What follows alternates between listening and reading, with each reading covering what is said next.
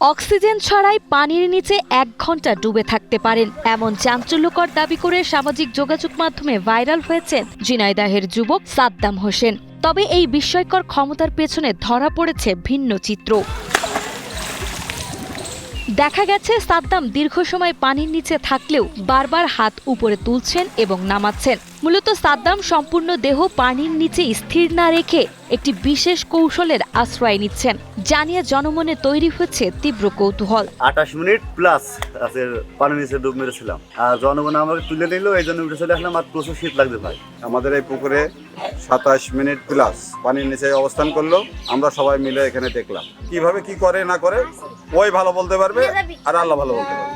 এই অদ্ভুত কৌশলের বিষয়ে জানতে চাইলে সাদ্দাম হোসেন সরাসরি কোনো মন্তব্য করতে রাজি হননি। বারবার হাত উপরে তোলার কারণ কিংবা অক্সিজেন ছাড়া বেঁচে থাকার রহস্য জানতে চাইলে তিনি একে স্রেফ কৌশল বলে এড়িয়ে যান। তবে কৌশলটি আসলে কি সে বিষয়ে মুখ খুলতে নারাজ এই যুবক। এই যে পানির নিচে থাকে, এটা সম্পূর্ণটাই কৌশল।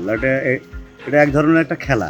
এই কৌশলটা আয়ত্ত করেছি প্রায় ১৫ বছর আগে, কিন্তু আমার এই কৌশলটা আমি কারো বলবো না, কিন্তু আমার আছে নিজের ভিতরে থাকি। আর পানির নিচে হাত নাড়িয়ে দেখানোর চেষ্টা করি বা বুঝাই যে আছে কত মিনিট হলো বা সবাই কেমন আছে না আছে, আমি সুস্থ আছি, এটাই বোঝাতে চাই আছি পানির নিচে থেকে। সাঁতার প্রশিক্ষক ও চিকিৎসকরা এই দাবিকে সম্পূর্ণ নাকচ করে দিয়েছেন। হাত উপরে তুলে তালুর সাহায্যে বাতাস বা অক্সিজেন মুখে নিয়ে বারবার নিচে যাওয়ায় সাদ্দামের মূল কৌশল বলে জানান সাঁতার প্রশিক্ষক তরিকুল ইসলাম। এটা তো আমাদের কাছে অসম্ভব মনে হয়েছে। এর মধ্যে যেটা কৌশল মনে হয়েছে আমরা ছোটবেলায় যেটা করেছি দেখেছি, নদীতে গোসল করার সময় আমরা নদীর মধ্যে এই হাতের তালুর মাধ্যমে বাতাস নিয়ে তার মধ্যে আমরা দীর্ঘ সময় থেকেছি। সাদ্দাম হোসেন যখন পানিতে ডুবে থাকছে, তার যে মাঝে মধ্যে সংকেতের কথা বলে হাত উঁচু করে যে সে অক্সিজেনটা তার হাতের তালুতে নিচ্ছে, পানির মধ্যে নিচ্ছে, এইটাই সে মুখে গ্রহণ করছে এবং মুখ দিয়ে সে পানির মধ্যে শ্বাস এবং প্রশ্বাস নিচ্ছে।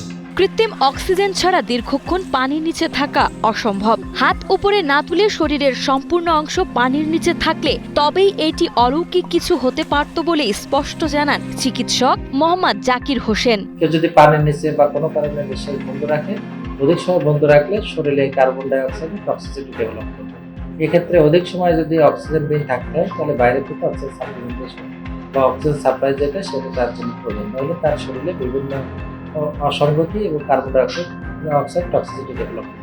এদিকে এমন বিপজ্জনক এই কর্মকাণ্ড নিয়ে গভীর উদ্বেগ প্রকাশ করছে সচেতন মহল। তাদের মতে সামাজিক যোগাযোগ মাধ্যমে এসব দেখে কিশোরীরা যদি অনুকরণ করতে যায় তবে বড় ধরনের প্রাণহানি ঘটতে পারে। বিজ্ঞানের নিয়মের বাইরে গিয়ে এমন ঝুঁকিপূর্ণ প্রদর্শনীর দায়ভার কে নেবে সেই প্রশ্ন তুলে এসব ভিডিও প্রচারে সতর্ক হওয়ার আহ্বান জানিয়েছেন তারা। এ ধরনের একটা ঘটনা কিন্তু কোনো খেলাধুলা করার ব্যাপার না, মজা নেওয়ার ব্যাপার না। এখানে প্রাণহানি হতে পারে এবং তিনি স্বীকৃত কোনো অ্যাথলেটিক্স না।